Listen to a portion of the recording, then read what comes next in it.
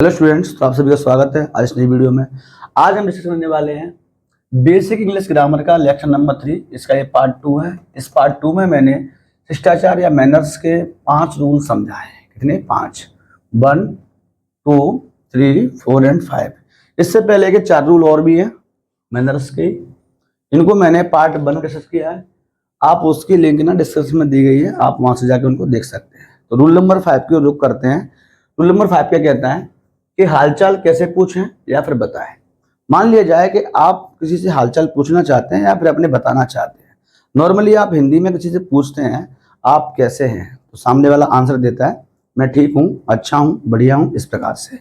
लेकिन यदि आपसे किसी ने पूछ लिया इंग्लिश में हाउ आर यू, ये पूछ लिया, इसका भी मतलब क्या है आप कैसे हैं। लेकिन इंग्लिश में पूछा है उसने, तो देखिए इसका आप आंसर क्या देंगे, आई एम फाइन, ये बोलते हैं। एक बात बताइए, हाउ आर यू किसी ने पूछा आप कैसे हैं, आपने आंसर दिया आई एम फाइन। क्या इतना बताना पर्याप्त है? क्या आपका फर्ज नहीं बनता कि आप उससे भी पूछें? इसके लिए आप इतना ना बोल करके थोड़ा सा में ऐड कर दीजिए एंड यू। इसका मतलब क्या है, मैं तो ठीक हूं, आप कैसे हैं।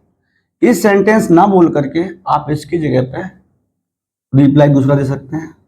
वो क्या है, I am fine and you tell. इसका मतलब क्या है, मैं तो ठीक हूं, आप बताइए, आप सुनाइए, इस प्रकार से।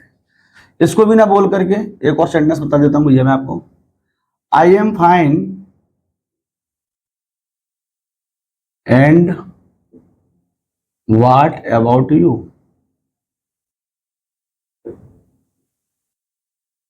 इसका मतलब क्या है, मैं तो ठीक हूं, आप अपने बारे में बताइए। इसका सीधा सा मतलब क्या हुआ कि यदि आपसे कोई हाउ आर यू पूछता है तो आप इनमें से 1, 2, 3 आपके सामने जो सेंटेंस लिखे हैं इनमें से किसी एक सेंटेंस को रिप्लाई या आंसर के रूप में बोल सकते हैं। लेकिन देखिएगा, ये जो आप देख रहे हैं हाउ आर यू, ये अक्सर लोग आजकल कम पूछ रहे हैं। हिंदी में आपसे कोई नहीं पूछता आप कैसे हैं। अक्सर इसकी जगह पर क्या पूछता है व्यक्ति, क्या हो रहा है, क्या चल रहा है और क्या हालचाल है, इस प्रकार से पूछता है। यानी कि ये क्या चल रहा है, क्या हो रहा है, इस प्रकार से पूछता है। ये हिंदी में पूछे जाए तो आप आंसर देते हैं बढ़िया है, सब कट रहा है, बढ़िया चल रही जिंदगी, मजे में चल रही जिंदगी, इस प्रकार से आप आंसर देते हैं। कुछ नहीं यार, बस बैठा हूं, इस प्रकार से आप आंसर देते हैं। लेकिन यदि किसी ने आपसे इंग्लिश में पूछ लिया हे, आपका नाम लेगा, हे मान लो आपका नाम अमन है तो बोलेगा हे अमन व्हाट्सअप, इस प्रकार से पूछता है। इसका मतलब भी क्या है हिंदी में, और अमन क्या हो रहा है, इस प्रकार से। तो देखिएगा, आप इसका आंसर जब इंग्लिश में कोई आपसे पूछता है व्हाट्सअप, तो आप इसका आंसर देते हैं nothing, not much, nothing special, all right, इस प्रकार से आप आंसर देते हैं। ये सब आंसर देना ठीक है, पर्याप्त नहीं है, लेकिन ठीक है लेकिन पर्याप्त नहीं है, यानी परफेक्ट नहीं है। परफेक्ट क्या है इसके लिए आप इनको समझिए ध्यान से। मान लिया जाए कि आपसे किसी ने पूछा व्हाट्सअप, तो आप मान लो घर पे टीवी देख रहे हैं, तो आप उससे क्या बोलेंगे, कुछ नहीं यार, टीवी देख रहा था। तो आप इसको इंग्लिश में बोलेंगे nothing, just watching a television. या आप बोलते हैं कुछ नहीं यार, बस घर पे आराम कर रहा था, तो आप बोलेंगे nothing, just relaxing at home, इस प्रकार से आप बोलते हैं। अब मान लो किसी को आपको बताना है कि ना आज गर्मी बहुत ज्यादा है यार, कोई पूछ रहा है व्हाट्सअप, तो आप बोलते हैं, आप बोलना चाह रहे हैं हिंदी मान लो कि ना कुछ नहीं यार आज गर्मी बहुत ज्यादा है, तो आप इंग्लिश में कैसे बोलेंगे, nothing, it's too hot today. ऐसे आप सर्दी की बताना चाहते हैं कि सर्दी बहुत ज्यादा है, तो आप बोलेंगे nothing, it's too cool today. ठीक है। अब मान लो कि आपकी तबीयत खराब है, आप बीमार पड़े हुए हैं, ठीक ठाक तबीयत नहीं चल रही है आपकी, तो आप इंग्लिश में कैसे बोलेंगे, nothing, nothing, I am unwell. इसका मतलब भी क्या है कि ना मेरी तबीयत ठीक ठाक नहीं है। अब देखिएगा, अब ये तो रही बात ओनली जब आपसे कोई व्हाट्सएप पूछता है तब की। लेकिन यदि आपसे किसी ने पूछ लिया व्हाट्सएप इन योर लाइफ, यानी कि अब वो आपसे पूछ रहा है क्यों भाई आपकी लाइफ में क्या चल रहा है, तो आप इनको एब्सोल्यूट करके आप प्रेजेंट कंडीशन थोड़ी बताएंगे, आप बताएंगे कि आप रोजाना में क्या कर रहे हैं, क्या चल रहा है रोजाना में, ठीक है, ये बताएंगे। लाइफ के बारे में पूछ रहा है तो व्हाट्सएप इन योर लाइफ अगर कोई आपसे पूछता है तो आप आंसर देंगे। मान लिया जाए कि आप उसको बताना चाहते हैं कि मैं एग्जाम्स की तैयारी कर रहा हूं, तो इसका मतलब क्या हुआ, नथिंग प्रिपेयरिंग फॉर एग्जाम्स, इसको इंग्लिश में कैसे बोलेंगे।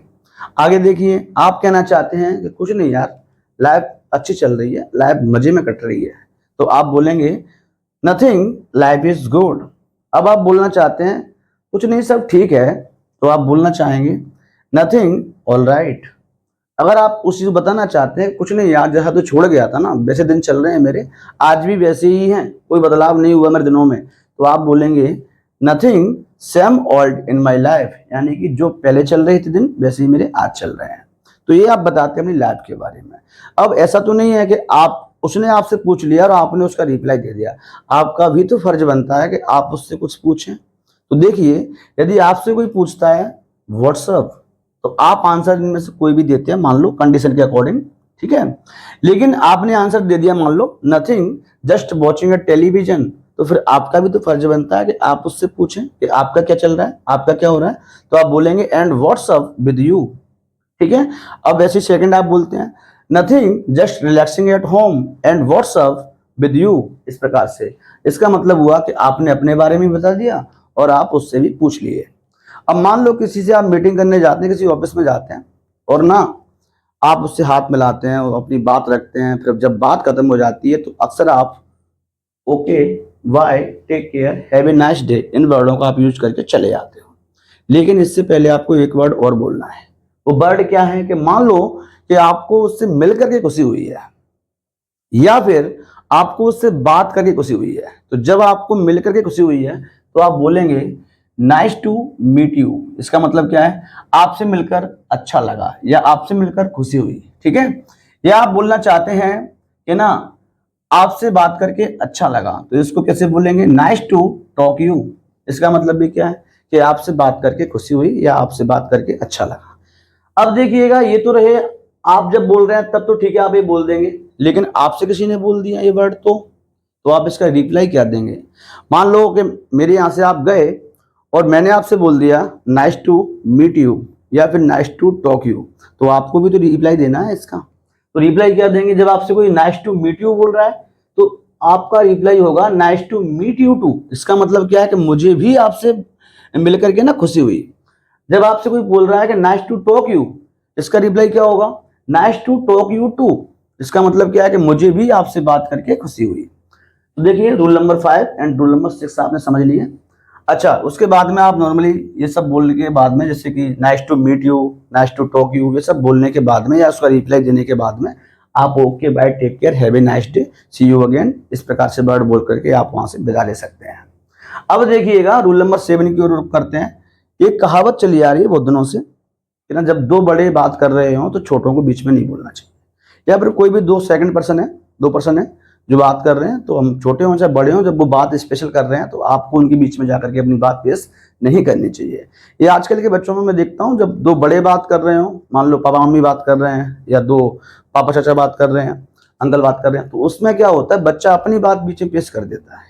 इससे साफ मालूम चलता है कि बच्चे में संस्कार नहीं है, मैनर्स नहीं है, ठीक है। तो देखिएगा, जब आप, अब मान लो कि ना ऐसी कोई बात है, चाचा और अंकल जो आपके हैं, या मान लो आपके पिताजी डेड हैं जो आपके, वो बात कर रहे हैं, दो बड़े हैं आपसे तो दोनों बात कर रहे हैं।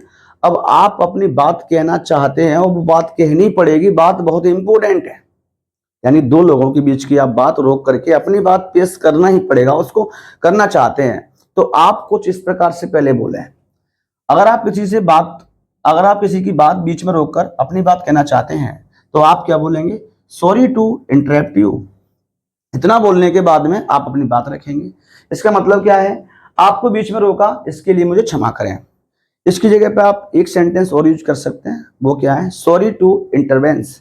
इसका मतलब भी क्या है कि ना मुझे बहुत दुख हो रहा है कि मैंने आपको बीच में डिस्टर्ब कर दिया, रोक दिया, ठीक है, इस प्रकार से। तो इसको बोलने के बाद सॉरी टू इंटरप्ट यू या फिर सॉरी टू इंटरवेंस, इन दोनों वर्ड, इन दोनों सेंटेंसों में किसी एक को बोल करके आप अपनी बात रखें।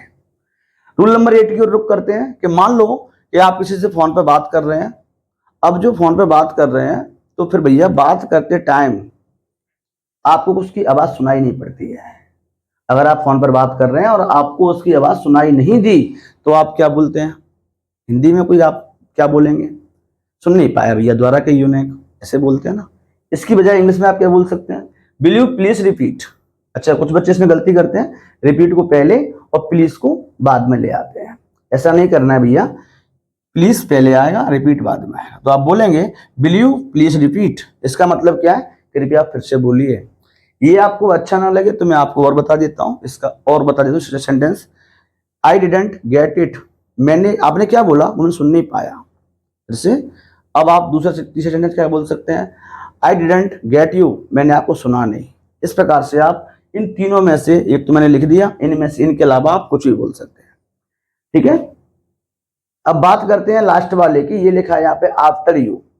आफ्टर यू का मतलब है पहले आप फिर मैं। ये आप वर्ड कब बोलते हैं, ये आप फ्रेज कब बोलते हैं, मान लो कि आप लाइन में लगे हुए हैं, और लाइन में जब लगे हैं तो मान लो कि कोई आपके पीछे कोई वृद्ध व्यक्ति है, बूढ़ा व्यक्ति है, या कोई महिला है, और आप देख पा रहे हैं उसकी हालत ठीक नहीं है, बेचारा लाइन में लगा हुआ है किसी कारणवश, मजबूरी में।